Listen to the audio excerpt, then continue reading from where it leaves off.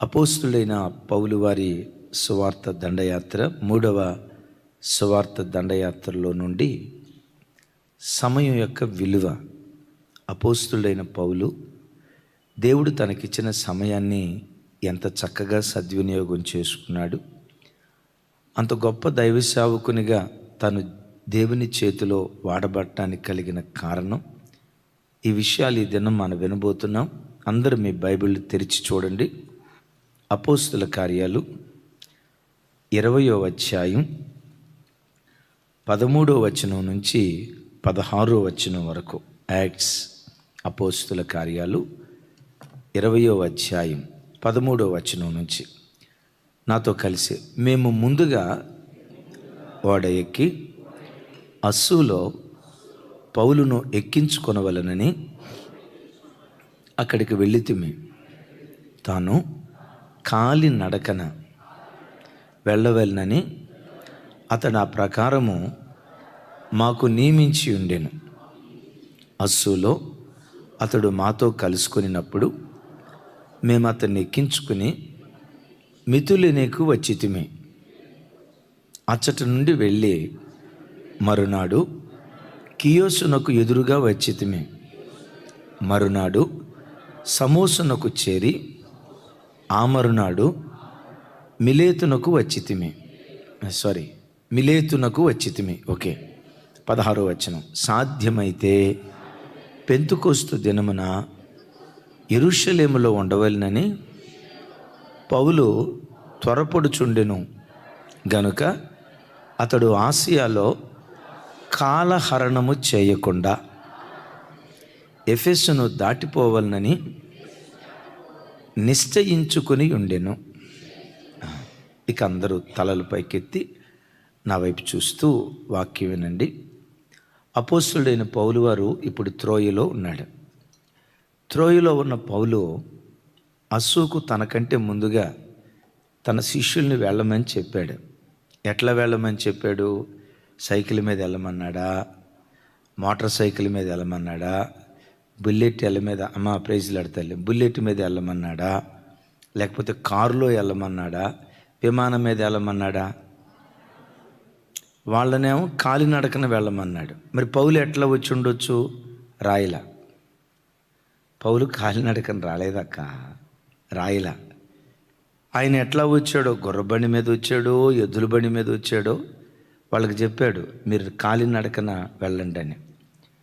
పౌలు ద్వారా అంత గొప్ప సేవ జరగటానికి కారణం పౌలు ఒక్కడే కాదు, కానీ పౌలును వెంబడించిన సేవకులు అంత విధేయత కలిగిన వాళ్ళు. ప్రయాణ సదుపాయాలు ఉండుంటాయి. ఎద్దుల బండో, గుర్ర బండో, పల్లకినో, తమిడ ఏదో ఒకటి ఉండుంటుంది. కానీ ఈయనేం చెప్పాడు? మీరు కాలినడకన ప్రయాణమై వెళ్ళండి అని నిర్ణయించాడు. మారు మాట మాట్లాడకుండా ఆ నాయకుని మాటకు విధేయత చూపి వెళ్ళిపోయారు. మీకు తెలుసా, విధేయత ఎక్కడుంటుందో అక్కడ ఆశీర్వాదం ఉంటుంది.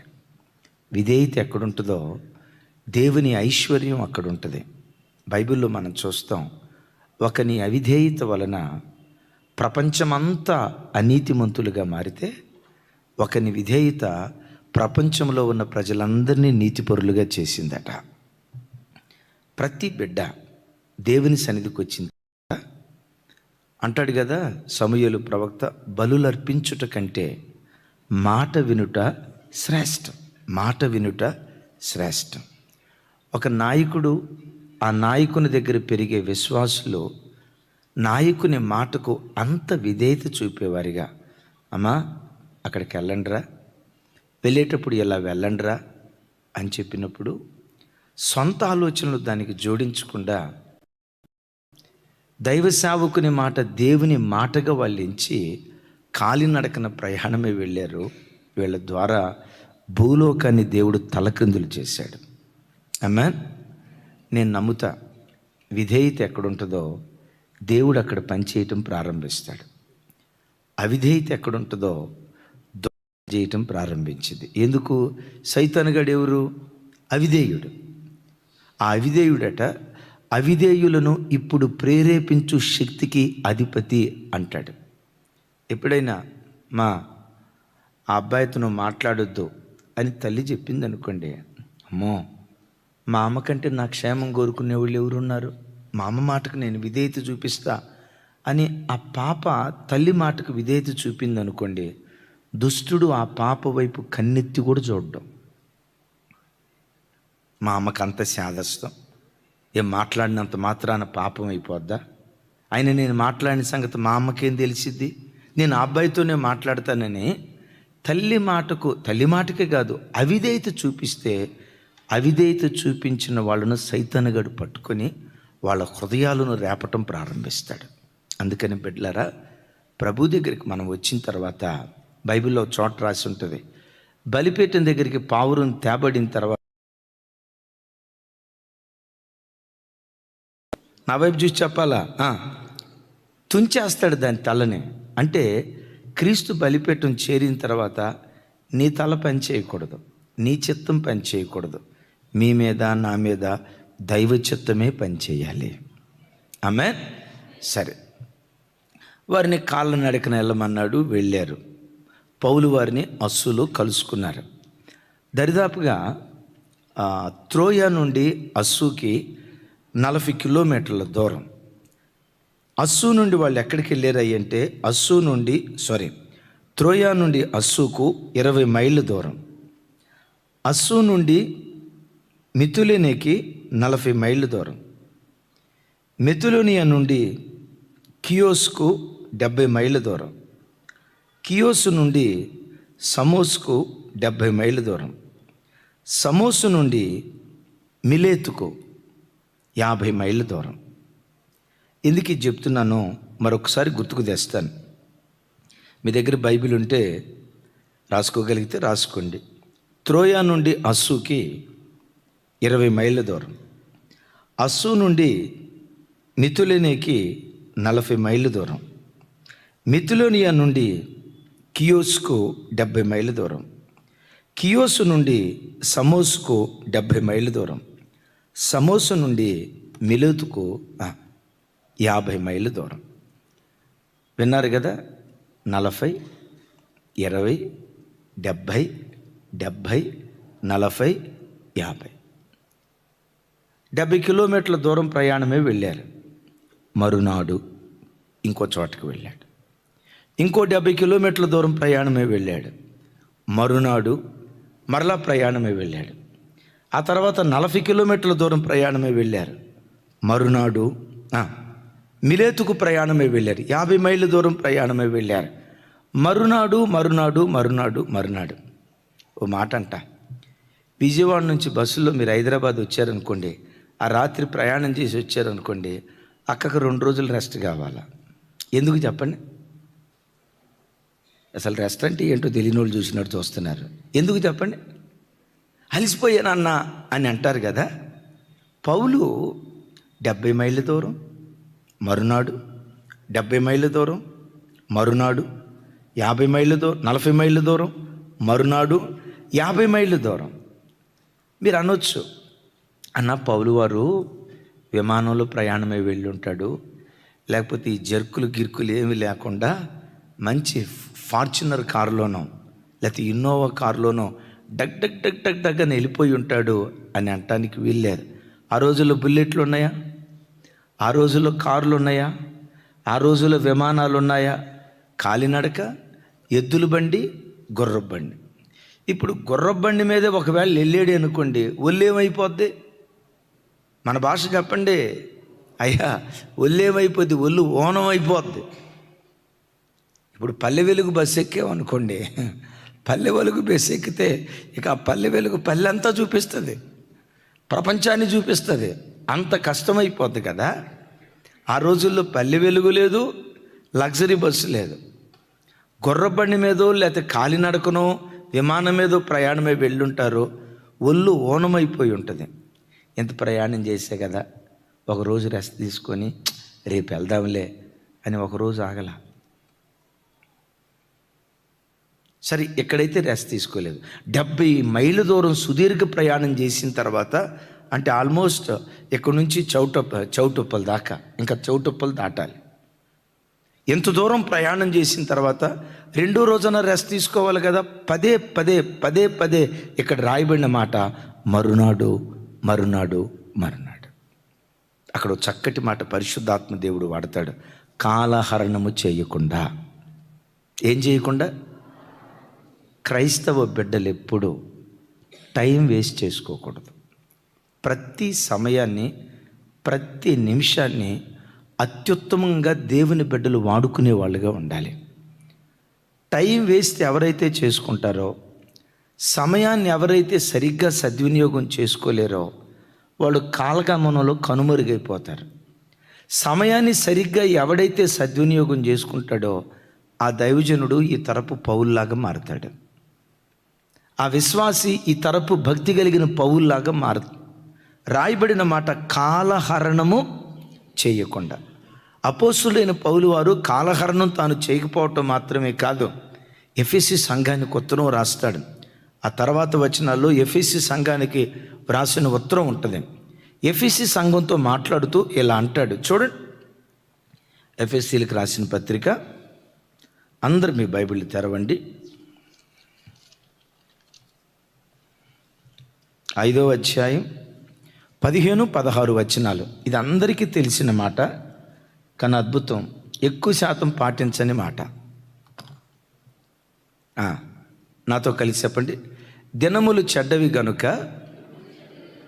మీరు సమయమును పోనీయక సద్వినియోగం చేసుకొనుచు అజ్ఞానుల వలె కాక జ్ఞానుల వలె నడుచుకున్నట్లు జాగ్రత్త పడుడి. టకమని ఒక మాటలో చెప్తాను, సమయాన్ని సద్వినియోగం చేసుకునేవాడు భవిష్యత్తులో మంచి దినాలు చూస్తాడు. సమయాన్ని సరిగ్గా సద్వినియోగం చేసుకోలేనివాడు భవిష్యత్తులో చెడ్డ దినాలు చూస్తాడు. మిమ్మల్ని అడుగుతున్నా, మీ జీవితంలో భవిష్యత్తులో మంచి దినాలు చూడాలనుకుంటున్నారా, చెడ్డ దినాలు చూడాలనుకుంటున్నారా? ఇది ఒక ప్రశ్న. చెడ్డోడు కూడా మంచి దినాలే చూడాలనుకుంటాడు. మీరు కూడా చెప్పారు టకామని.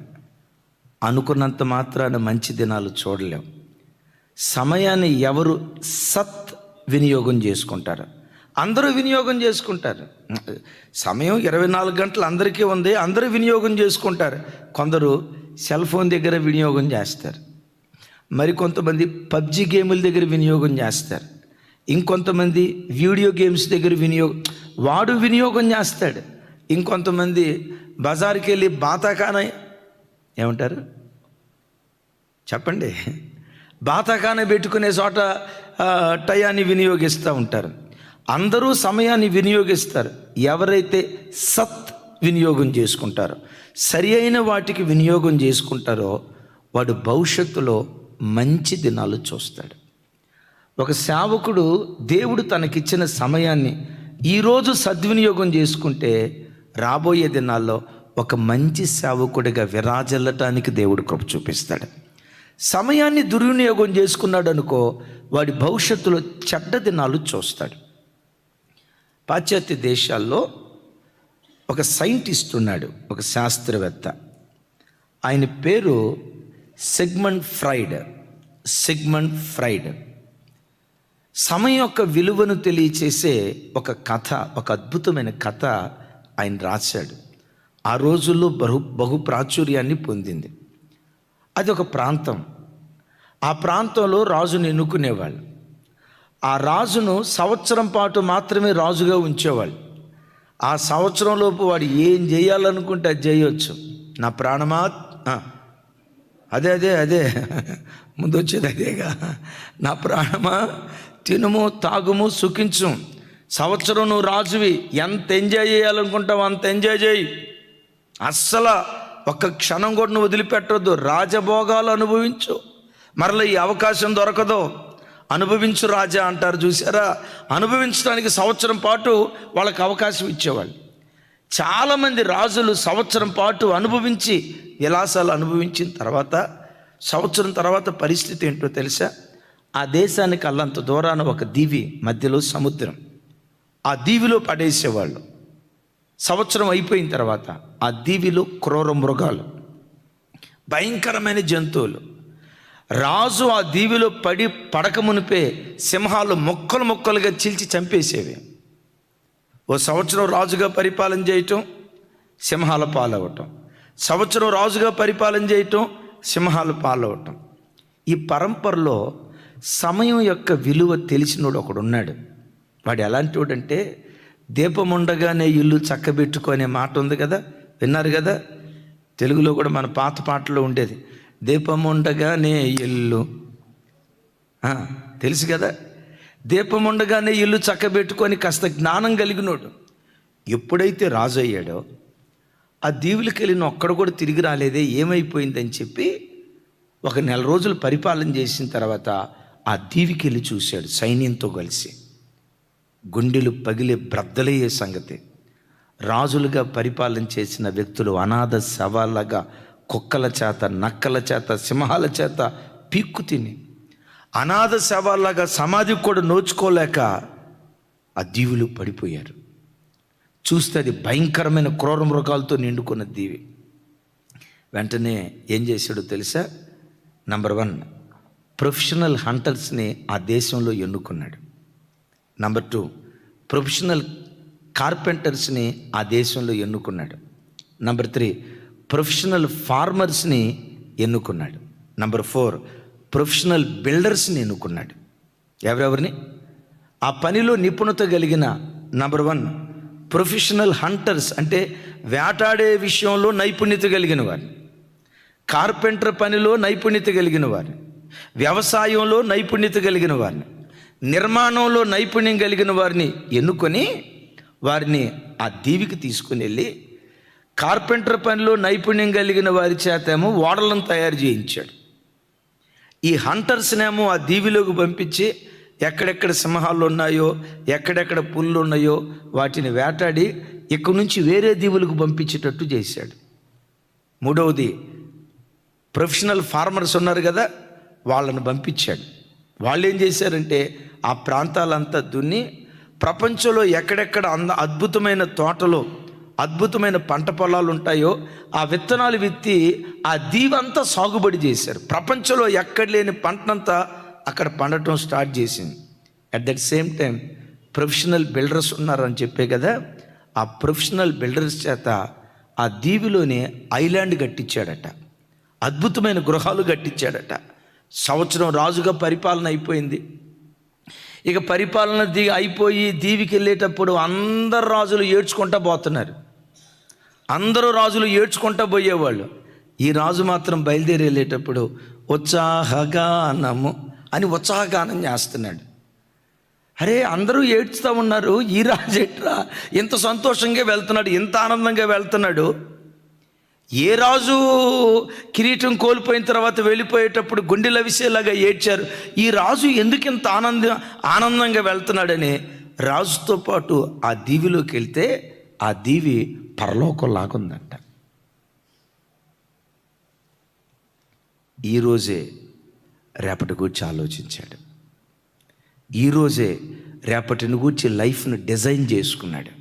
ఈరోజు పదవి ఉంది, ఎంజాయ్ యువర్ సెల్ఫ్, తిను, తాగు, సుఖించు, ఏం చేయాలనుకుంటా చేయని దేవుడిచ్చిన సమయాన్ని వృధా చేసుకోకుండా ఈ సంవత్సరం కాల వ్యవధిలోనే భవిష్యత్తును నిర్మించుకున్నాడు. జీవితాంతం సుఖంగా బ్రతికాడు. తతిమా రాజులు భవిష్యత్తులో చెడ్డ దినాలు ఎందుకు చూశారు చెప్పండి? సమయాన్ని సద్వినియోగం చేసుకోవాలా. అవకాశం ఉన్నప్పుడు చేయాల్సింది చేయలేకపోయారు. బిడ్డలారా, ఒక చదువుకునే వ్యక్తి అయినా, సేవ చేసే సేవకుడైనా, సేవ చేసే సేవకురాలైనా, విశ్వాసులైనా ఈ మాట బాగా పట్టుకోండి. సమయాన్ని ఎవరు సరి అయిన రీతిలో సద్వినియోగం చేసుకుంటారో వాడు భవిష్యత్తులో మంచి దినాలు చూస్తాడు. ఆడతా పాడతా అల్లరి చిల్లరిగా పూల రంగల్లాగా తిరుగుతా బరువు బాధ్యతలు లేకుండా నా లైఫ్ నా ఇష్టం, నా జీవితం నా ఇష్టం అని తిరుగుతాడు. చూసారా, 20 సంవత్సరాలు, ఇది పుట్టినప్పటి నుంచి 20 సంవత్సరాల వయసు వచ్చే వరకు బాధ్యత లేకుండా ఎవడైతే బ్రతుకుతాడో భవిష్యత్తులో 60 సంవత్సరాలు వాడు ఏడుస్తూ బ్రతుకుతాడు. విన్నారు ఈ మాట? ఈ 20 సంవత్సరాల లైఫ్ పీరియడ్లో ఎవరైతే జాగ్రత్తగా అడుగులేస్తారో తతిమ 60 సంవత్సరాలు 80 సంవత్సరాలు బ్రతికితే 60 సంవత్సరాలు బంగారు భవిష్యత్తు వాడు అనుభవించడానికి దేవుడు కృప చూపిస్తాడు. అపోస్తలుడైన పౌలు ఎంత అద్భుతంగా దేవుని చేతిలో వాడబడటానికి కారణం ఏంటంటే కాలహరణము చేయకుండా ఒక రన్నింగ్ మిషన్ లాగా మరునాడు మరునాడు మరునాడు మరునాడు వాట్ నెక్స్ట్ తర్వాత ఏం చేయాలి, తర్వాత ఎక్కడికి వెళ్ళాలి, ఏ ఊరు వెళ్ళాలి, ఎక్కడ సేవ చేయాలి, ఎక్కడ ప్రభువును ప్రకటించాలి, ఎక్కడ సువార్త పని చేయాలి, ఏ గ్రామంలో దేవుని వాక్యాన్ని ప్రకటించాలని నథింగ్ బట్ రన్నింగ్ మిషన్. సోమరోడు కాదు, తిండిపోతుడు కాదు, అలిసిపోయానని విశ్రాంతి తీసుకునేవాడు కాదు. ఒక కర్షకుడిలాగా శ్రామికుడిలాగా దేవుని కొరకు బ్రతికేడు కనుక ప్రపంచం ఆయన చేతిలో పెట్టాడండి దేవుడు. Praise the lord. తమ్ముళ్ళారా చూడండి, నీ బ్రతుకులో మంచి దినాలు చూడాలంటే సద్వినియోగం చేసుకోవాలి. ఎట్లా వినియోగం చేసుకోవాలి? 4 మాటలు చెప్తాను. ప్రతి క్రైస్తవుడు తన బ్రతుకులో టైం మేనేజ్మెంట్ సరిగ్గా ఉండాలి. నెంబర్ 2, వర్క్ మేనేజ్మెంట్ సరిగ్గా ఉండాలి. నెంబర్ 3, టెర్రర్ మేనేజ్మెంట్ ప్రాపర్గా ఉండాలి. Number 4, future management. ఈ 4టిని సరిగ్గా ఎవడైతే మేనేజ్ చేస్తాడో భవిష్యత్తులో మంచి దినాలు చూసే కృప దేవుడు అనుగ్రహిస్తాడు. Number 1, time management. ఓ చోట కూర్చున్నావు, సెల్ ఫోన్ పట్టుకున్నావు. అయ్యా తమ్ముళ్ళారా చూడండి, మీరు సెల్ ఫోన్ పట్టుకున్నావు. ఎందుకు ఈ సెల్ ఫోన్ పట్టుకున్నాను? దీంతో పని ఏంటి? ఫేస్బుక్ ఓపెన్ చేశా, దీంతో నాకు ఉపయోగం ఏంటి? వాట్సాప్ స్టేటస్లో ఏవేవో కానీ వీటితో నాకు ఉపయోగం ఏంటి? నో, ఇది నా సమయాన్ని తినేసేవి, నా సమయాన్ని వృధా చేసేవి. ఈ సెల్ ఫోన్తో ఇంతసేపు గడిపే కంటే బైబిల్ దగ్గర గడిపితే బాగుంటుందిగా, యేసయ్య పాదాల దగ్గర గడిపితే బాగుంటుందిగా, సువార్త పని నిమిత్తం గడిపితే బాగుంటుంది కదా. లేదు, పండుకున్నావు మంచం మీద. ఎంతసేపు పండుకుంటావు? ఎందుకు మంచం? లేదు, 2-3 దగ్గర కూర్చున్నావు, అసికేస్తున్నారు. ఈ ముచ్చట అవసరమా? ఈ మాటలు అవసరమా? ఇంత విలువైన సమయాన్ని ఇలా వృధా చేయొచ్చా? జీవితంలో ఏది కోల్పోయినా పోగొట్టుకున్నా తిరిగి వెనక్కి తీసుకురాగలవు, కానీ వెనక్కు తీసుకురాలేనివి 2. ఒకటి పోగొట్టుకున్న జీవితం, 2వది కోల్పోయిన సమయం. దాటిపోయిన సమయాన్ని ప్రపంచంలో ఎవ్వడు వెనక్కి తీసుకురాలేడు. నేను కొన్నిసార్లు అనుకుంటా, 25వ ఏట నేను ప్రభు సేవకు వచ్చా. నాకు అప్పుడప్పుడు ఏమనిపిస్తుందో తెలుసా? దేవా, నేను 20వ సంవత్సరంలోనే సేవకు వచ్చినడితే ఎంత బాగుండేదో కదయ్యా. 18వ సంవత్సరంలోనే సేవకు వస్తే ఎంత బాగుండేదో కదయ్యా. ఇంకో 7 సంవత్సరాల ముందు నుంచే సేవ చేసి ఉంటే ఎన్ని దేశాలకు, ఎన్ని జాతులకు దీవెన కారణంగా మేము మిగిలిపోయేవాళ్ళము కదయ్యా అని ఇప్పటికీ కూడా నేను ఎందుకు ఇంత ఆలస్యంగా సేవకు వచ్చా గుండెలు పిండబడతాయి. ఏమి ఎదురానా 20వ సంవత్సరంలోనే సేవకు వచ్చి ఉన్నట్టయితే ఇంకొక 5 సంవత్సరాలు దేవుని సేవ చేయగలిగే వాళ్ళం కదా. నేనంట, మరలా కోల్పోయిన సమయాన్ని వెనక్కి తీసుకురాగలనా? సచిన్ టెండూల్కర్ ఎంతమందికి తెలుసు? చేతులు ఎత్తండి అని అన్నం అందరికీ తెలుసు. ఆయన అంటారు క్రికెట్ దేవుడు అని. ఆ పదం వాడకూడదు, వాడతారు. క్రికెట్ దేవుడు అంటారు. అంత గొప్ప ఆటగాడు అవటానికి కారణం ఏంటో తెలుసా? 3:30కి లేస్తాడట, 4 గ్రౌండ్కి వెళ్తాడట, 9 దాకా గ్రౌండ్లో ఉంటాడట.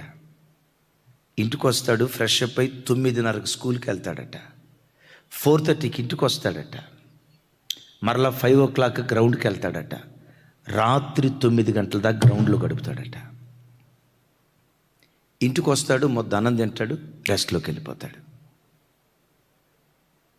వాళ్ళకి ధర్మశాస్త్రం లేకపోయినా వాళ్ళ ప్రవర్తనే ధర్మశాస్త్రం అయి ఉంది. సమయాన్ని ఎంత విలువగా వాడుకున్నాడో చూడండి. ఎవరి బిడ్డలారా, ఈ వాక్యం వింటున్న తల్లిదండ్రులారా, పిల్లలకు ఒక మాట నేర్పకండి, దేవుడే చూసుకుంటాడులే అన్న, దేవుడే చూసుకుంటాడు. దేవుడు చూసుకోకపోతే ఇంకెవరు చూసుకుంటారు? సోమరిపోతున్న దేవుడు ఆశీర్వదించడం, సమయాన్ని వృధా చేసుకున్న వాళ్ళని దేవుడు ఆశీర్వదించడం, దేవుడిచ్చిన విలువైన సమయాన్ని వృధా చేసుకొని చేయాల్సిన సమయంలో చేయాల్సిన పనులు చేయకుండా విచ్చలవిడిగా బ్రతుకుతూ, గమనించండి, సమయాన్ని అంతా పాడు చేసుకున్న తర్వాత, దేవా నేను ఎంత ప్రార్థన చేసినా నా కొడుకుని ఎందుకు కనికరించలేదు? కాదు కాదు కాదు కాదు. బంగారం కంటే విలువైంది సమయం. బంగారం కంటే విలువైంది సమయం. 3:30కి లేచేవాడట. తల్లి, చెల్లి, నా వైపు చూడరా, మన పిల్లలు ఎన్నింటికి లేస్తున్నారు? మీరు బాధతో అంటారు, నేను లేపుతానన్నా. ఆడు లేచి వస్తేగా లేవడన్నా. రే జాయ్, విను, సచిన్ టెండూల్కర్ ఎన్నింటికి లేచేవాడట? 3:30కి. నువ్వు 9 దాకా లేవు.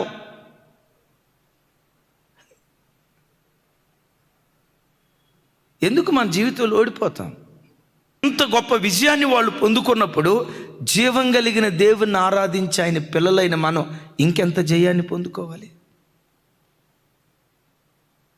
3:30కి లేస్తాడట తమ్ముడా. 4 మైదానానికి వెళ్తాడట. ఎముకలు గురికే చలైన, వినండి వినండి, ఎముకలు గురికే చలైన మైదానానికి వెళ్తాడట. 9 దాకా ఆట ఆడతాడటండి. ఎన్ని గంటలు? అరే చెప్పండి, ఎన్ని గంటలు? 5 గంటలు. 5 గంటలు మళ్ళా స్కూల్. 5 గంటలు ఆడి ఇక నేను అలిసిపోయానులే అని రెస్ట్ తీసుకోవాలిగా. కొంతమంది సేవకులు ఉంటారు, ఎట్లా విజిటింగ్కి వెళ్ళేస్తే చాలు, అమ్మో నేను అలిసిపోయానని పడుకుంటాడు. ఒక అడుగు అట్లా బయటికి వెళ్తే నేను అలిసిపోయాను అంటాడు. ఒక ఊరు ప్రయాణమై వెళ్ళొస్తే నేను అలిసిపోయాను అంటాడు. 5 గంటలు ఆడి స్కూల్కి వెళ్ళేవాడట. స్కూల్కి వెళ్ళాడా? 4:30 దాకా స్కూల్. ఇంటికి వస్తాడు, మరలా 5ంటికి మైదానానికి వెళ్తాడంట. తన బాల్య దినాల్లో ఒక సినిమా ఎలా ఉంటుందో తెలియదంట, ఒక ఫ్రెండ్స్ ఎలా ఉంటారో తెలియదంట, కూర్చొని చిట్చాట్ ఆడటం ఎలా ఉంటుందో తెలియదంట, ఒక పిక్నిక్ వెళ్ళటం ఎలా ఉంటుందో తెలియదంట. బాల్యదినపు జ్ఞాపకాలు కొన్ని ఉంటాయి చూసారా? ఆడతా పాడుతా అల్లరిగా చిల్లరగా తిరిగే కొన్ని బాల్యదినపు జ్ఞాపకాలు ఉంటాయి చూసారా? ఆ జ్ఞాపకాలు ఒక్కటి కూడా తనకి లేవట. Time management. క్రికెట్ రంగాన్ని శాసించే ఒక అద్భుతమైన ఆటగాడిగా మారాడు. సేవలో ఒక నిపుణత కలిగిన దైవజనుడిగా నువ్వు సేవ చేయాలంటే, నిపుణత కలిగిన విద్యార్థిగా నువ్వు తీర్చిదిద్దబడాలంటే, నిపుణత కలిగిన వ్యాపారవేత్తగా నువ్వు తీర్చిదిద్దబడాలంటే, నిపుణత కలిగిన తల్లిగా, నిపుణత కలిగిన తండ్రిగా, ఓ భక్తి కలిగిన తల్లిదండ్రులుగా మనం రూపాంతరం చెందాలంటే టైం మేనేజ్మెంట్ ఉండాలి. Time management. విజయవాడలో జ్యోతి అని ఒక తల్లి ఉంది. 2 పిల్లలు, మంచి భర్త, చిన్న కంపెనీ. విచిత్రం ఏంటో తెలుసా? రోజుకొచ్చి 8 గంటలు ప్రార్థనలో గడిపిద్ది. 8 గంటలు. అలాగని ఇంట్లో ఉండే స్త్రీ కాదు, కంపెనీ నడిపిస్తుందండి. కంపెనీకి వెళ్తుంది. కంపెనీలో అక్కడ బాధ్యతలు నెరవేర్తించి రోజు పొద్దున్నే 4ంటికి లేచి 8 దాకా ప్రార్థన చేసిద్దట. 4 గంటలు. సాయంకాలం మరలా 4 గంటల నుంచి 8 గంటల దాకా ప్రార్థన చేసిందట. 8 గంటలు దేవునితో మొక్కుబడి చేసుకుందట. దేవా, నిన్ను చేరుకుని ఆ రోజు వరకు ప్రతిరోజు 8 గంటలు నీ పాద సన్నిధిలో నేను గడపాలయ్యా. ఆ బిడ్డ నా దగ్గరికి వచ్చింది, అయ్యగారు, ఈ సంవత్సరం నుండి ఇంకొక అర్ధగంట నా ప్రార్థనా సమయం పెంచాలనుకుంటున్నాను, అలా ప్రార్థన చేసేటట్టుగా నా కొరకు ప్రార్థన చేయండి అయ్యా అంది. ఆమె కాళ్ళకి దండం పెట్టాలనిపించింది. చూడండి అన్న, రోజుకొచ్చి 8 గంటలు. ఎవరో తెలుసా? Time management.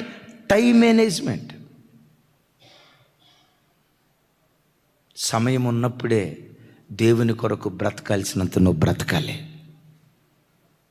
ఈరోజు యవ్వన బిడ్డలు చక్కగా మోకరించి ప్రార్థన చేయొచ్చు.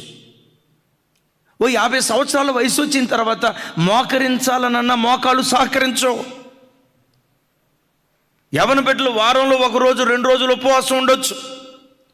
50-60 సంవత్సరాల వయసు వచ్చిన తర్వాత ఉపవాసం ఉండాలని ఆశపడ్డ ఉపవాసం ఉండలేరు. అందుకని బిడ్డలారా, చీకటి రాకమునుపే, వెలుగున్నప్పుడే, దీపమున్నప్పుడే మన సమయాన్ని సరిగ్గా దేవుని సన్నిధిలో సద్వినియోగం చేసుకోగలిగితే రాబోయే దినాలు మంచి దినాలుగా దేవుడు మనకు అనుగ్రహించునుగాక. అందరం చెప్దాం ఆమేన్. ఎప్పుడు టైం వేస్ట్ కార్యక్రమాలు చేయొద్దు. ఆమేన్ చెప్పండి, ఆమేన్ చెప్పండి. ఫోన్ తీసుకున్నారు, మరలా చెప్తున్నాను తల్లి, ఫోన్ తీసుకున్నాం, ఫేస్బుక్ ఓపెన్ చేసాం, ఏంటి దాంతో పని? ఏంటి దాంతో పని? జగన్మోహన్ రెడ్డి ఏంటి ఆయనతో మనకు పని? నారా చంద్రబాబు ఏంటి ఆయనతో మనకు పని? ఫలానా చోట ఏంటి దాంతో మనకు పని? ఫలానా సినిమా యాక్టర్ వాళ్ళ మనకు దాంతో పని ఏంటి? సమయాన్ని సద్వినియోగం చేసుకో. టైం దొరికిందా, సమయమందు అసమయమందు దేవునితో గడపటానికి ప్రయత్నం చేయి. ఓ భక్తిపరుడుగా మార్చబడటానికి దేవుడు కృప చూపిస్తాడు. ఎలా దేవుని బిడ్డలు మనకు ఉండాలో, మనది కాని స్థలంలో కూర్చున్నప్పుడు, మన వినకూడని మాటలు వింటున్నప్పుడు, సమయం వృధా చేసుకునేటప్పుడు నిన్ను నువ్వు ఎలా పురికొల్పుకోవాలో ఓ మాట బైబిల్లో గుర్తుకు తెస్తా. న్యాయాధిపతుల గ్రంథం 6వ అధ్యాయం. అందరూ మీ బైబిల్ తెరవండి. 21వ వచనం. తమ్ముడు,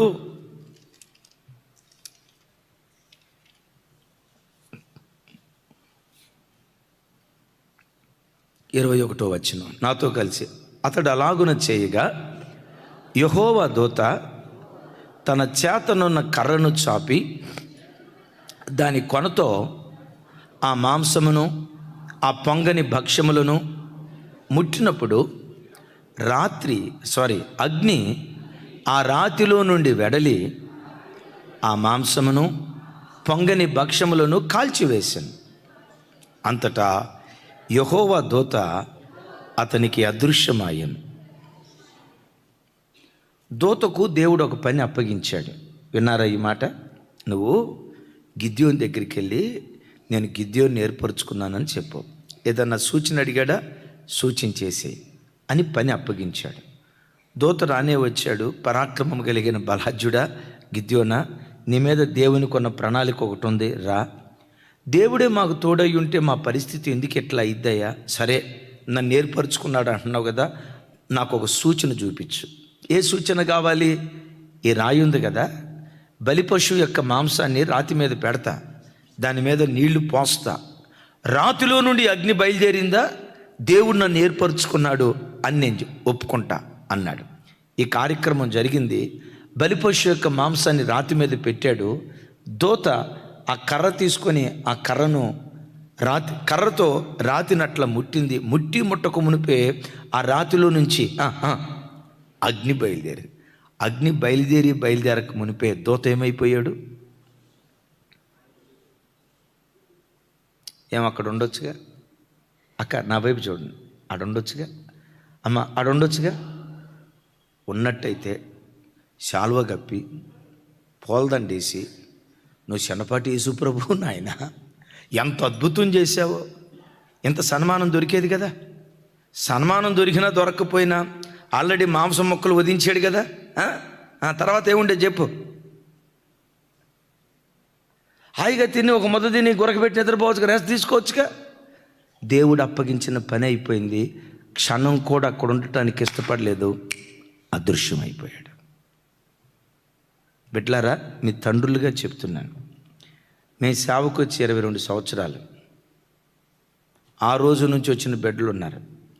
22 సంవత్సరాల సేవలో ఒక ఇంటికి వెళ్ళి అసుకేసినట్టు కానీ, ఒక గంట సేపు వ్యర్థంగా కూర్చున్నట్టు కానీ, ఆ ఇంటికి వచ్చామంటే ఆ ఇంట్లో అవసరమైన మాటే మాట్లాడేవాళ్ళం. ఎబెనెజరన్నా, మీ ఆరోగ్యం ఎట్లుంది? మెర్సక్ ఎట్లుంది? జాయ్ బాగున్నాడా? ఎలిషాన బాగున్నాడా? మాధవి సిస్టర్ బాగుందా, ఫ్రాంక్లిన్ బాగున్నాడా, అమ్మా నాన్న బాగున్నారా, దట్స్ ఇట్. ఇంతకు మించి ఇంకొక మాట మాట్లాడినట్లుగా 22 సంవత్సరాల్లో ఒక విశ్వాసి ఇంటికి వెళ్ళి ఆ ఇంట్లో భోజనం చేసిన తర్వాత, అన్నా భోజనం చేశాను కలిసిపోయాం, భోజనం చేసిన తర్వాత ఏమొస్తుంది చెప్పండి? నిద్ర వస్తుందా? నిద్ర వస్తుందన్నా కాస్త లోపల బెడ్రూమ్లో కాసేపు పండుకుంటామని 22 సంవత్సరాల సేవా జీవితంలో ఒక విశ్వాసి ఇంటిలో పండుకున్న జ్ఞాపకం లేదు. అక్క మీరేక్క ఏం కూర వండారక్క అని కిచెన్లోకి వెళ్ళి మూత తీసిన జ్ఞాపకం ఒకటి లేదు. అమ్మ మీ పేరు సుశీలే కదా తల్లి, నిజామాబాద్, మీ ఇంటికి రావాలని 10 సార్లు అనుకున్నాం, కానీ కుదరలా. వస్తాం తల్లి తప్పకుండా. ఒక ఇంటికి వెళ్ళి, అమ్మ సుజాత ఎప్పుడైనా మీ కిచెన్ ఎక్కడ ఉందో చూసామా? కిచెన్లో వండింది తిన్నామేమో కానీ మీ కిచెన్ మాకు తెలియదు. కిచెన్లోకి వెళ్ళి, అక్క ఏం కూర? వంకాయ టమాటా. అయితే అందులో ఎండు చేపలు వేగిపోయారా? అక్క గోంగూరలో ఎండు మొక్కలు వేగిపోయారా? ఎంతవరకు అంతవరకే. ఒకళ్ళతో కూర్చొని అసుకేసిన జ్ఞాపకం. మీరు కావాలంటే అడగండి అక్కని. 2-3 నిమిషాలు అక్కేదన్నా చెప్తే ఎంట, 4వ నిమిషం నుంచి వినపడదు, నాకు వినపడదు. నా పని చేసుకుంటానే ఉంటా. అయితే విచిత్రం తెలుసా, సేవకులుగా నాకైతే ఒకేసారి 2 పనులు చేయగలుగుతా. ఒకేసారి 2 పనులు. వాళ్ళు చెప్పేది వింటానే ఉంటా, నా పని నేను చేసుకుంటానే ఉంటా. జీవితంలో సమయాన్ని పెట్టుబడిగా పెట్టు, భక్తిలో శిఖరాలు ఎక్కటానికి దేవుడు కృప చూపిస్తాడు. ఈవెన్ సింగిల్ మూమెంట్ కూడా వేస్ట్ చేసుకోవద్దు. Number 1 time management. Number 2 work management. ఇది ఖరీదైన మాట, గుండెల్లో రాసుకోండి. ప్రతి సేవకుడు, ప్రతి బిడ్డ క్రీస్తు యేసు కొరకు దేని నిమిత్తం పట్టబడ్డామో పిలుపును ఏర్పాటును ఎప్పుడు దేవుని బిడ్డలు మర్చిపోవద్దు. నేను ఎందుకు పట్టబడ్డాను? లక్షల కొలది ప్రజలకు దేవుని వాక్యాన్ని ప్రకటించి ప్రజలను పరలోక రాజ్యం కొరకు ఆయత్తపరచడానికి పిలువబడ్డా. విశ్వాసుల కొరకు ప్రార్థన చేయటానికి పిలువబడ్డా. నా పిలిపిది, దైవ సేవకురాలు పిలిపిది, సేవకురాల పిలిపిది. రాజన్న కానీ, జార్జన్న కానీ, అజయ్ అన్న కానీ, ఇంకొకళ్ళు కానీ, ఒక సేవకుడు దేని కొరకు క్రీస్తు యేసు చేత పట్టబడ్డాడు, దేని కొరకు పిలువబడ్డాడు, పిలుపు ఏర్పాటు జీవితంలో ఎప్పుడు మర్చిపోవద్దు. ఆ పిలుపు చేత సేవకుడు ప్రతి క్షణం రేపబడుతూ ఉండాలి. విన్నారు ఈ మాట? Work management. వినండి, చేయాల్సిన పని చేయకుండా చేయకూడని పని చేస్తే, ఉండాల్సిన స్థలంలో ఉండకుండా ఉండకూడని స్థలంలో ఉంటే, చేయాల్సిన పని చేయకుండా చేయకూడని పని చేస్తే, మరోసారి చెప్తున్నాను, చేయాల్సిన పని చేయకుండా మౌనంగా ఉంటే, ఇంకొకసారి చేయాల్సిన పని చేయకుండా మౌనంగా ఉంటే, ఆ తర్వాత కాలంలో అతని బ్రతుకులో చేయకూడని కార్యక్రమాలు చేయటానికి దిగిపోతాడు. ఉండాల్సిన స్థలంలో ఉండాలి. విన్నారు ఈ మాట? ఎక్కడుండాలి? ఉండాల్సిన స్థలంలో ఉండాలి. సాయంత్రం 7 అయింది, ఎక్కడుండాలి? నీ కుటుంబ ప్రార్థన దగ్గర ఉండాలి. ఉదయం 4, 4:30, 5 అయింది, ఎక్కడుండాలి? అరుణోదయపు ప్రార్థనలో ఉండాలి. ఉండాల్సిన చోట ఉండకపోతే సేవకుడు కానీ, క్రైస్తవుడు కానీ, దేవుని బిడ్డలు కానీ ఉండకూడని స్థలాల్లో ఉండాల్సిన ప్రమాదం ఉంటుంది. ఖరీదైన మాట, గుండెల్లో రాసుకోండి. చూడండి, ఆదికాండం 4వ అధ్యాయం 7వ వచనం. ఈ మాట మీరు ఎరిగిన వాళ్ళందరికీ షేర్ చేయండి. బహు విలువైన మాట.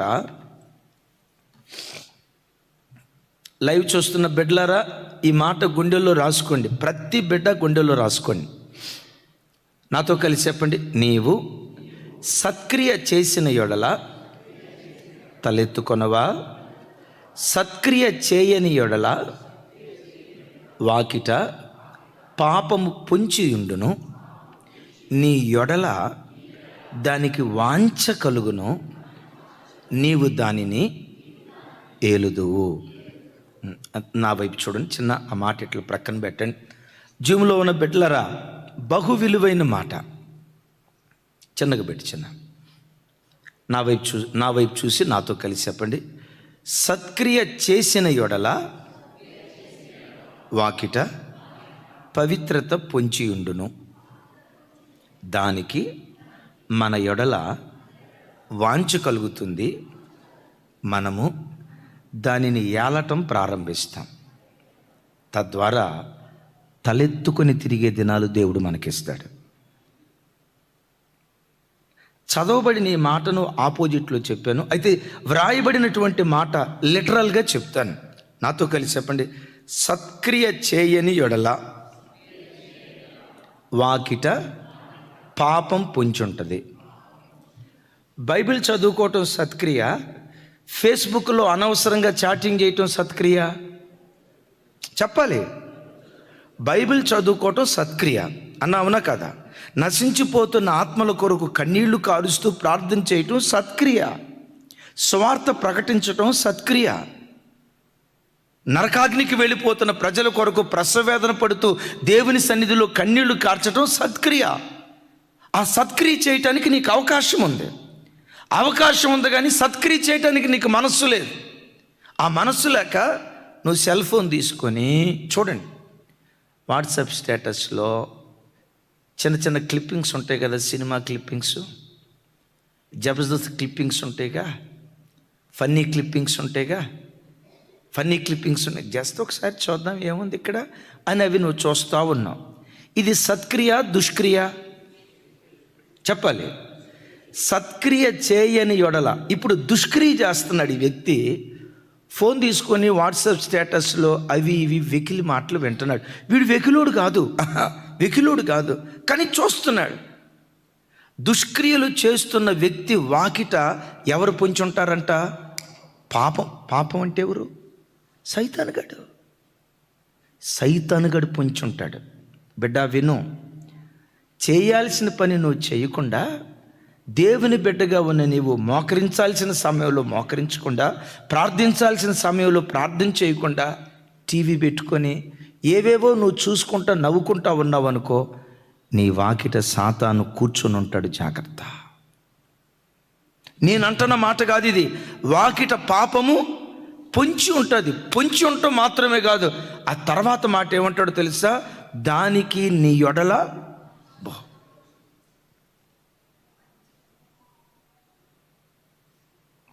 అయ్యా, ఈ మాట మీకు అర్థమవుతుందా? దానికి నీ యెడల వాంఛ కలుగుతుంది. దేనికి? సాతానుకి. సాతానుగాడికి నీ మీద వాంఛ కలిగిద్దట. ఇక దాన్ని నేను అంతగా వివరించలేను. వీడు నాకు కావాలా, వీడిని నేను పట్టుకోవాలా, వీడిని తాగుబోతుని చేయాలా, వీడిని వ్యభిచారిని చేయాలా, వీడు అక్రమస్తుడయ్యేటట్లుగా చేయాలి, వీడిని డ్రగ్గిస్ట్గా చేయాలి, ఆల్కహాలిస్ట్గా చేయాలి, స్మోకర్గా చేయాలి, తిరుగుబోతుగా చేయాలి, పనికిమాలినోడుగా చేయాలని నీ మీద సైతానుగాడికి వాంఛ కలిగిద్దట. భయం పుట్టాలి మాటకి. క్రైస్తవ జనమా, క్రైస్తవుడు సత్క్రియ చేయకుండా దుష్క్రియ చేయటానికి తాను కూర్చున్నాడంటే పాపము వాకిట పొంచుంటుంది. పాపం అంటే సాతానుగాడు వాకిట పొంచుంటాడు. వాడికి నీ పట్ల వాంఛ కలిగిద్దట. వాంఛ.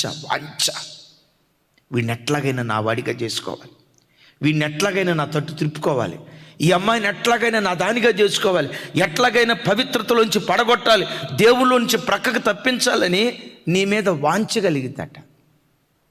ఆ తర్వాత ఏమంటాడంటే దానిని నీవు ఏలుదువు అంటే అర్థం ఏంటో తెలుసా? ఇప్పుడు ఒక ప్రెసిడెంట్ గారు గ్రామాన్ని ఏళ్తాడు అంటే, ఏలటం అంటే కర్ర పట్టుకొని జనాల దగ్గరకు వచ్చి స్టాండ్ అని అంటావా? కాదు. ప్రజల అవసరాలు ఏంటో అవసరాలు తీర్చడమే ఏలుబడి చేయటం. అవునా కాదా?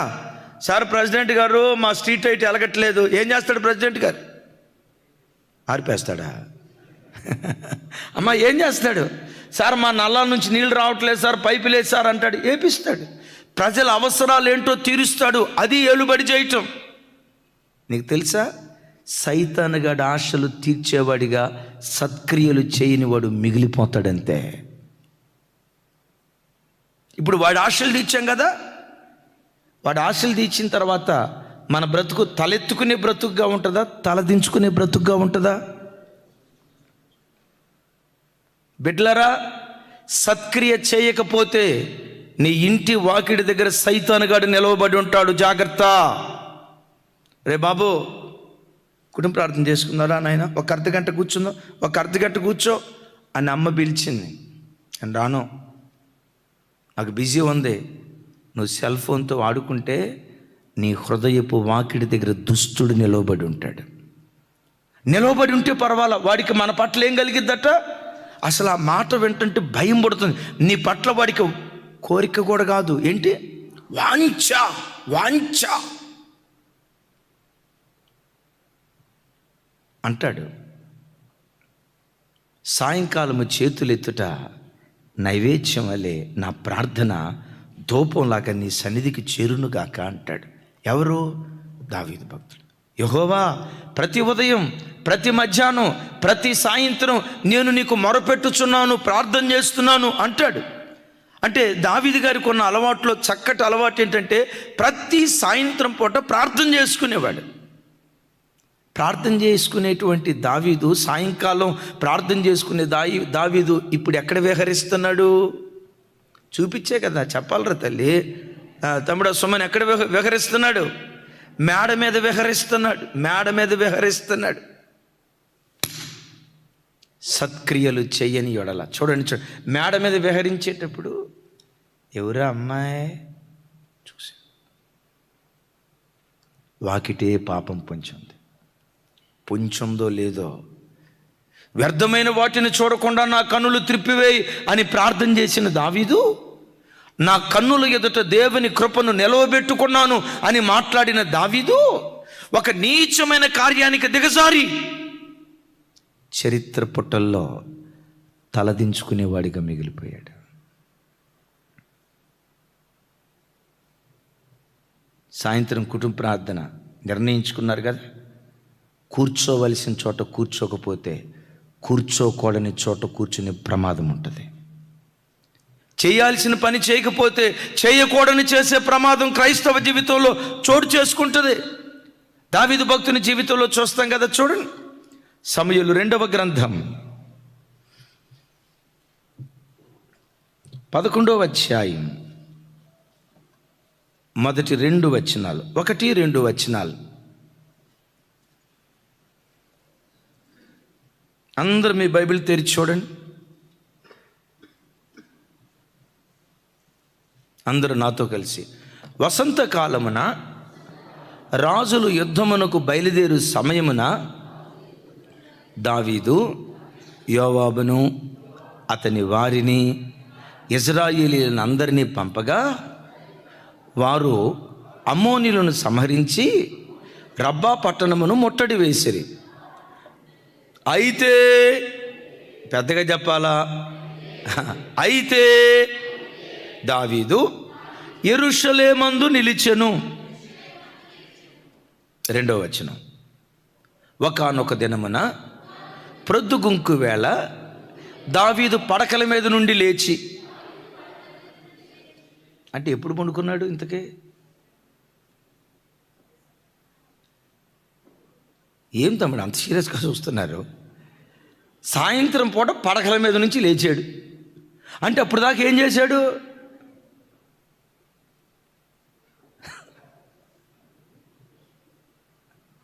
ప్రొద్దుగుంకే వేళ పడకల మీద నుంచి లేచాడట. అంటే ఆ సాయంత్రం ఏం చేశాడు? పండుకున్నాడు.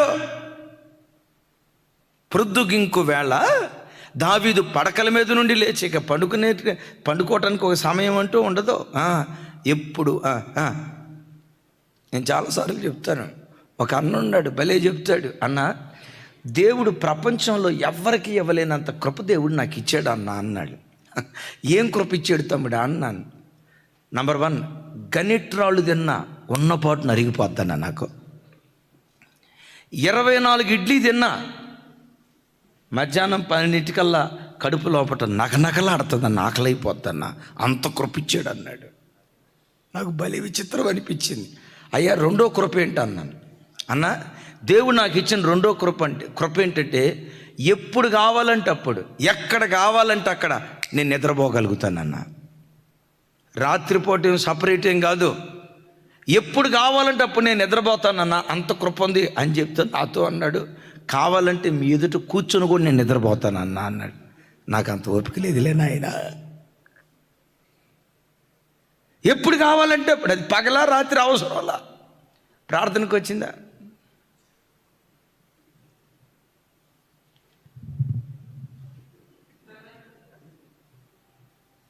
జోగులాంబ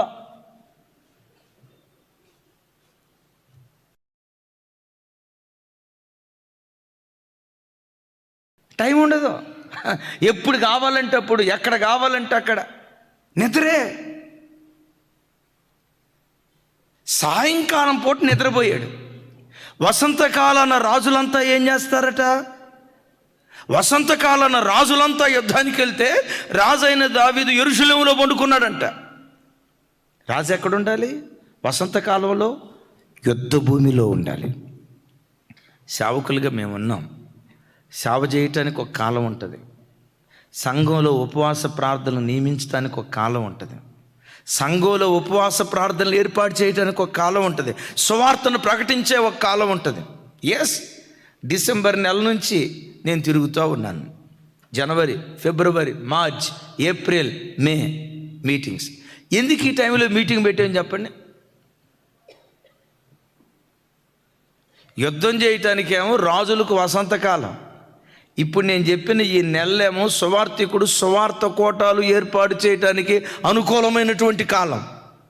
వర్షాలు పడవు కదా, ఇక జూన్ నుంచి జూలై నుంచి వర్షాలు, మీటింగ్స్కి అనుకూలత ఉండదు. గమనించండి, రాజులేమో వసంతకాలంలో యుద్ధం చేస్తే సువార్థికుడేమో సువార్త ప్రకటించడానికి డిసెంబర్, జనవరి, ఫిబ్రవరి, మార్చ్, ఏప్రిల్, మే వరకు ఎంత దున్నుతాడో అంత దున్నవచ్చు. దున్నే కాలంలో దుప్పటి కప్పుకొని నిద్రపోతే ఏమంత సీరియస్గా చూస్తున్నారండి?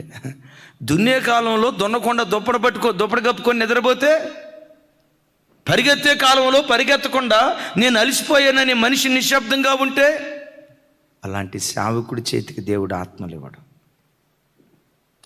వర్క్ మేనేజ్మెంట్ దేవుని బిడ్డలకు ఉండాలి.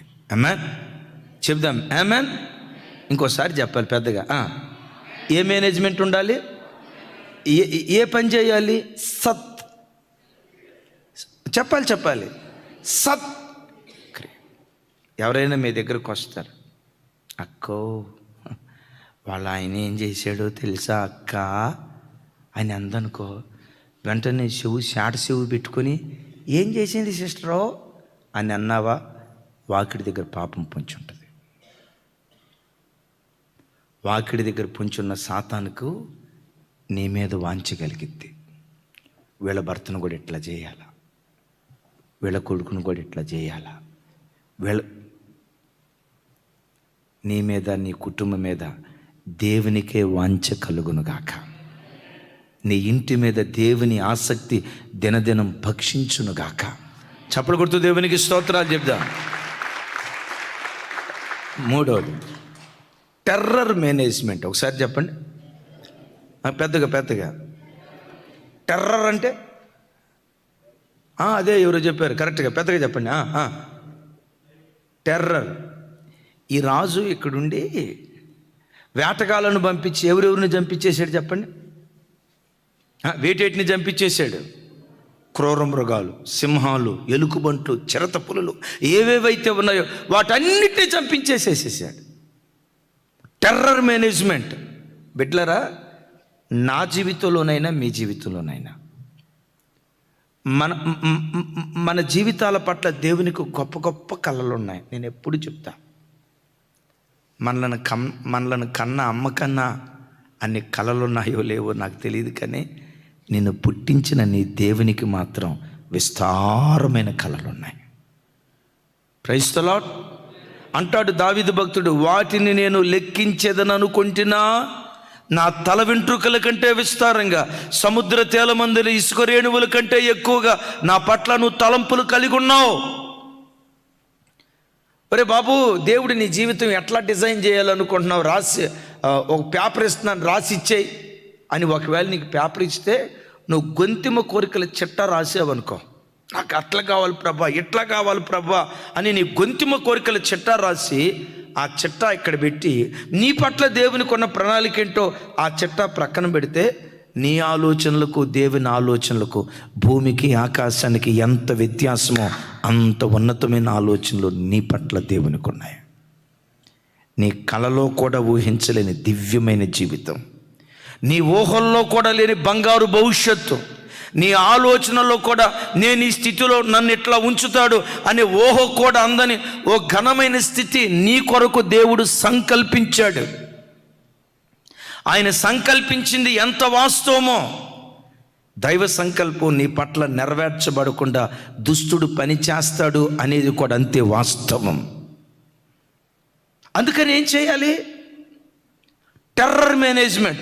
నీ బ్రతుకు జీవితాన్ని ఏవి పాడు చేయాలని ప్రయత్నం చేస్తూ ఉంటాయో వాక్యం చేత, ప్రార్థన చేత, పరిశుద్ధాత్మ చేత వాటిని ప్రతిదినం నువ్వు చంపుతూ రావాలి. విన్నారు ఈ మాట?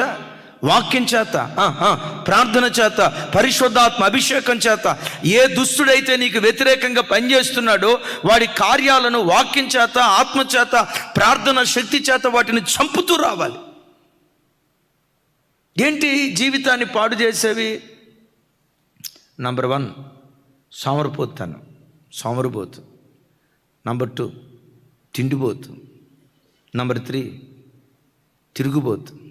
నంబర్ 4 తిట్టుబోతు. అన్నీ ఆంబోతులే. వినండి, సోమరిపోతు, తిండిపోతు, నిద్రపోతు, తిట్టుబోతు, తాగుబోతు, ఇంకేమో ఉన్నాయి, అవి మీరు పూర్తి చేసుకోండి. ఎలాంటి అవలక్షణాలు ఏవి అసలు నీ బార్డర్లో కూడా అడుగు పెట్టకుండా అవి రావాలని ప్రయత్నం చేస్తూ ఉంటే నీ జీవితాన్ని పాడు చేసే వాటిని అక్కడికక్కడే నువ్వు చంపే వ్యక్తిగా ఉండాలి. యేసయ్యకి మహిమ కలుగును గాక. చేద్దాం ఆమేన్. సంసోన్ ఉన్నాడు, సింహాన్ని చేల్చగలిగాడు, కానీ సింహంలాగా రంకెలేసే తన శరీరపు కోరికలను చంపలేకపోయాడు. ఒక పెద్ద ఆయన అంటాడు, శత్రువులతో యుద్ధం చేసేవాడి కంటే, శత్రువులతో పోరాడి శత్రువును గెలిచిన వాడి కంటే తన లోపట ఉన్న శత్రువుని గెలిచిన వాడే నిజమైన వీరుడు అంటాడు. నా మాట అర్థమైందా? ఏమన్నాను చెప్పండి? డిష్యూ అని ఎవరినో కొట్టి చంపటం కంటే నీ బంగారు భవిష్యత్తుకు వ్యతిరేకంగా నీలో పనిచేసే సోమరితనం, తిండిబోతుతనం, నిద్రపోతుతనం, భవిష్యత్తును గూర్చిన ఆలోచనలు లేకుండా జీవితాన్ని పాడు చేసే వ్యసనాలు, తిరుగుబోతుతనం, ఈ పనికి మాలిన జీవితాన్ని అనుగ్రహించే ఏ వ్యసనాలైతే మనలో పనిచేయటం ప్రారంభిస్తాయో వాటిని చంపేవాడే నిజమైన వీరుడు.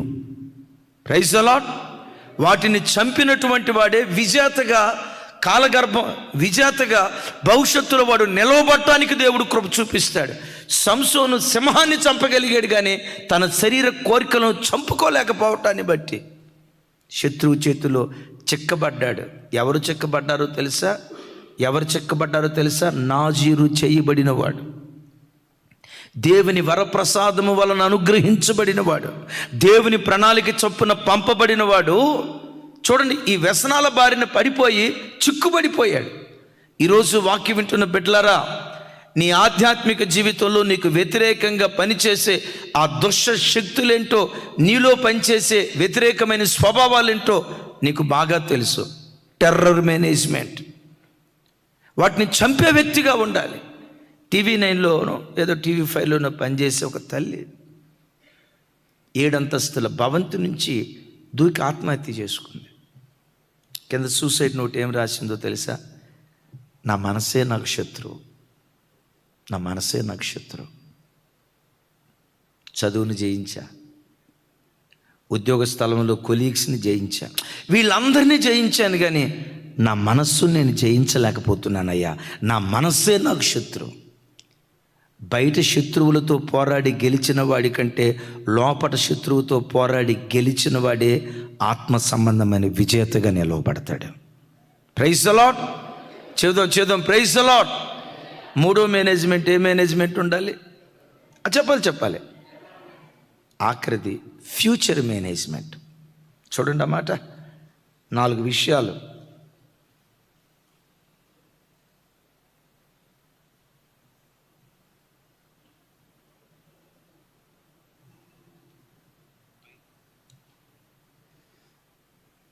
మూడవ అధ్యాయం ఫిలిప్పీలకు రాసిన పత్రిక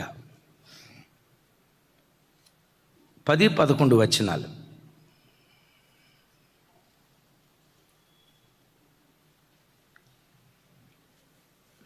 నాతో కలిసి చెప్పండి. ఏ విధము చేతనైనా మృతులలో నుండి నాకు పునరుద్ధానము కలగవలెనని ఆయన మరణ విషయములో సమాన అనుభవం కలిగిన వాడనై ఆయనను ఆయన పునరుద్ధాన బలమును ఎరుగు నిమిత్తం, ఆయన శ్రమలలో పాలివాడునగుట ఎట్టిదో ఎరుగు నిమిత్తం సమస్తమును నష్టపరుచుకొని వాటిని పెంటతో సమానముగా ఎంచుకొనుచున్నాను. 12వ వచనం, ఇదివరకే గెలిచితినని అయినను, ఇదివరకే సంపూర్ణ సిద్ధి పొందితినని అయినను నేను అనుకొనట్లేదు. కానీ ఇక్కడ పెద్దగా చెప్పండి, నేను దేని నిమిత్తం క్రీస్తు యేసు చేత పట్టబడితినో దాన్ని పట్టుకొనవలెనని పరిగెత్తుచున్నాను. చప్పలు కొడుతూ దేవునికి స్తోత్రాలు చెప్దాం. పౌలు గారికి ఉన్న ఫ్యూచర్ ప్లాన్ ఏంటంటే, ఏ విధం చేతనైనా మృతుల పునరుద్ధానం నాకు కలగాలి. ఆమేన్. శ్రేష్టమైన పునరుద్ధానంలో నేను పాలిభాగస్తుని కావాలి. తన ఫ్యూచర్ ప్లాన్, ఆ ఫ్యూచర్ మేనేజ్మెంట్ ఏంటయ్యా? అపోస్తుడైన పౌలు వారి ఫ్యూచర్ మేనేజ్మెంట్ ఏంటయ్యా? లేఖనాల్లో చూస్తే ఏ విధము చేతనైనా, ఏమన్నాడు? పెద్దగా చెప్పండి అన్నమాట. ఏ విధము చేతనైనా మృతులలో నుండి నాకు పునరుద్ధానం కలగాలి. ఇది నా ఫ్యూచర్ ప్లాన్. ఎందుకయ్యా మృతుల పునరుద్ధానాన్ని గురించి ఆలోచిస్తున్నావు? ఎంతకాలం భూమి మీద ఎంతలో కనపడి అంతలో మాయమైపోయే ఆవిరి వంటిది సార్ ఈ జీవితం. ఈ చిన్న జీవితాన్ని గురించి ఎందుకు నేను కలలుగంటాం? తిమోతితో అంటాడు, తిమోతి, చాలామంది డబ్బు సంపాదించడానికి పరిగెత్తుతున్నారు, వెండి బంగారాలు సంపాదించడానికి పరిగెత్తుతున్నారు, ఆస్తిపాస్తులు సంపాదించడానికి పరిగెత్తుతున్నారు. దైవజనుడా, నీవైతే నీతిని, భక్తిని, విశ్వాసమును, సాత్వికమును, పరిశుద్ధతను, ప్రేమను సంపాదించుకోవటానికి నువ్వు ప్రయాసపడు. వాస్తవమైన జీవాన్ని సంపాదించుకోవటానికి ప్రయాసపడు. నాతో కలిసి మాట చెప్పండి, వాస్తవమైన జీవమును సంపాదించుకోవటానికి ప్రయాసపడు. అయిలారా, దేని కొరకు ప్రయాసపడాలి? దేని కొరకు ప్రయాసపడాలి? దేని కొరకు క్రైస్తవుడు పరిగెత్తాలి? లోకస్తులు డబ్బు కొరకు పరిగెత్తుతున్నారు. లోకస్తులు వెండి బంగారాలు, ఉద్యోగాలు, ఆస్తిపాస్తులు, వాటి కొరకు పరిగెత్తుతున్నారు. వాటిని మనం సంపాదించుకోకూడదని కాదు, వాటి కొరకు కాదు. మనం మొట్టమొదటి పరిగెత్తాల్సింది నీతిని సంపాదించుకోవటానికి పరిగెత్తాలి. వాస్తవమైన జీవాన్ని సంపాదించుకోవటానికి మనం పరిగెత్తేటువంటి వారిగా ఉండాలి. యేసయ్యకి మహిమ కలుగును గాక. ఎందుకు? ఇది వాస్తవమైన జీవం కాదు. వాస్తవమైన జీవం ఒకటి ఉంది, అది పరలోక రాజ్యం. మరోసారి చెప్తున్నాను, వాస్తవమైన జీవం ఒకటి ఉంది, అది వాస్తవమైన జీవం. అంటే ఇది ఎలాంటి జీవం? వాస్తవమైన జీవం కాదు, అవాస్తవమైన జీవం. ఎంతలో కనపడి అంతలో మాయమైపోయే ఆవిరి లాంటిది. ఏ రోజు, ఎప్పుడు, ఎక్కడ, ఎలా, ఏ రీతిగా రాలిపోతామో ప్రపంచంలో ఎవ్వడికి తెలియదు. ప్రతి క్రైస్తవుడు ప్రతి దినం దేని కొరకు ప్రార్థన చేయాలో తెలుసా?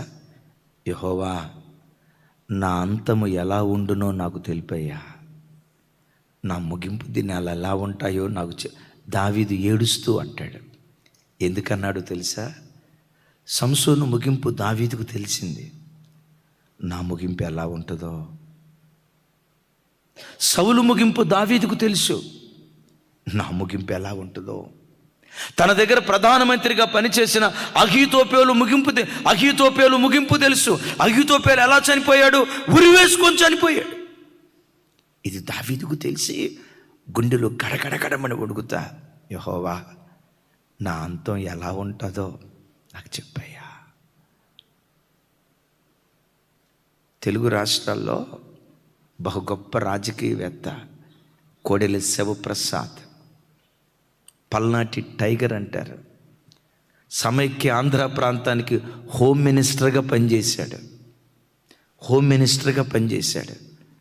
ఆంధ్ర ప్రాంతం విడిపోయిన తర్వాత ఆంధ్ర ప్రాంతానికి మొట్టమొదటి అసెంబ్లీ స్పీకర్గా పనిచేశాడు. గొప్ప పేరు ప్రఖ్యాతులు గాంచిన వాడు. ఓ చిన్న గదిలో ఉరేసుకొని చచ్చిపోయాడు.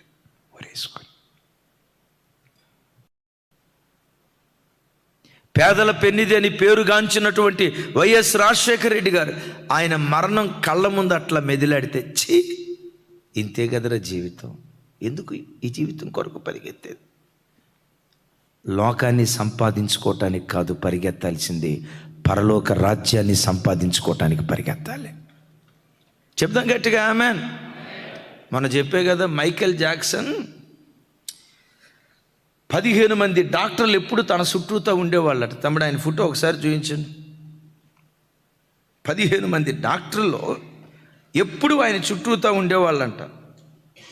ముక్కుకు ఒక డాక్టరు, చెవుకు ఒక డాక్టరు, చేతికి ఒక డాక్టరు, కంటికి ఒక డాక్టరు, కాలుకు ఒక డాక్టరు, గుండెకు ఒక డాక్టరు, ఇంకేమేమి ఉన్నాయి చెప్పండి.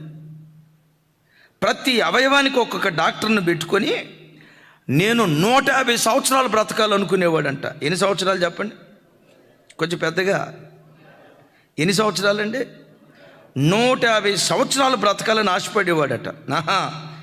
ప్రతి అవయవానికి ఇన్సూరెన్స్ చేసుకున్నాడు. 150 సంవత్సరాలు బ్రతకాలని ప్రాకులాడి విచిత్రం 50వ సంవత్సరంలోనే చచ్చిపోయాడండి. జస్ట్ 2-3 రోజుల క్రితం 8 సంవత్సరాల బాబు,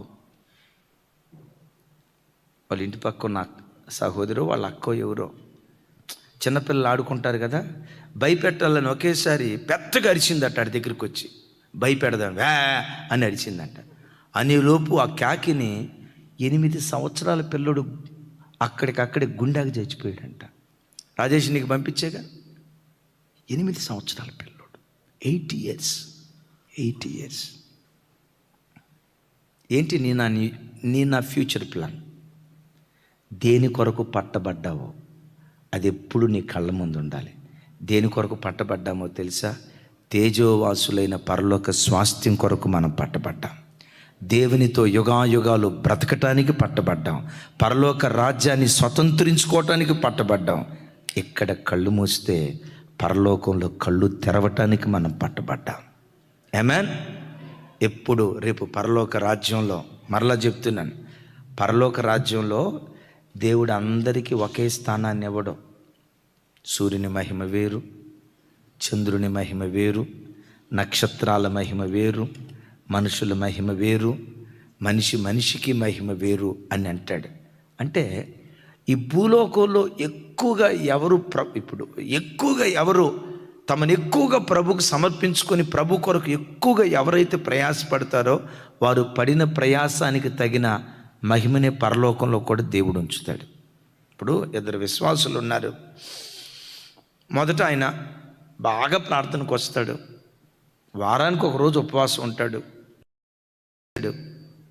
6 దాకా ప్రార్థన చేస్తాడు, పగల డ్యూటీకి వెళ్తాడు, సాయంత్రం ఇంటికి వచ్చిన తర్వాత మళ్ళీ కుటుంబ ప్రార్థన చేసుకుంటాడు, నెలలో ఒక రాత్రి ఆల్ నైట్ ప్రేయర్ చేస్తాడు, ఏ పాపం చేయకుండా పవిత్రంగా బ్రతుకుతాడు, రాబడిలో నమ్మకంగా దేవునికి దశం అంతా చాలా భక్తిగా బ్రతుకుతాడు. చనిపోయాడు. ఇంకొక ఆయన ఉన్నాడు, ఆయన ఏ తప్పు చేయలే, కాకపోతే మా ఓడి ఒంటికి ఉపవాసం అసలు పడదాం, ప్రార్థన కూడా అసలు ఉండదు, కానీ ఏ తప్పు చేయలే. వీళ్ళిద్దరూ చనిపోయారు.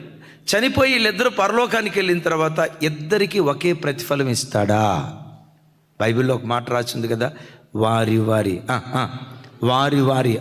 చెప్పాలి చెప్పాలి. వారి పనికి తగిన జీతాన్ని దేవుడు అనుగ్రహిస్తాడట. అయ్యా విన్నారా? వారి పనికి తగిన జీతాన్ని దేవుడు అనుగ్రహిస్తాడట. యేసయ్యకి మహిమ కలుగును గాక. మన ఆశ ఎట్లుండాలంటే, ఒకరోజు ఒక తల్లి యేసు ప్రభు దగ్గరికి వచ్చి అంటది, అమ్మ నీకేం కావాలరా తల్లి?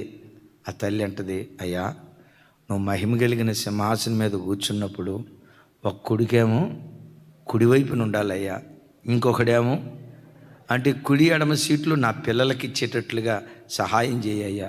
మరి తతిమా వాళ్ళు ఏమైపోయినా పర్వాలేదా? తతిమా వాళ్ళ సంగతి తర్వాత, మనకేం కావాలో అది కోరుకోవటం మన బాధ్యత, మన ఆశ.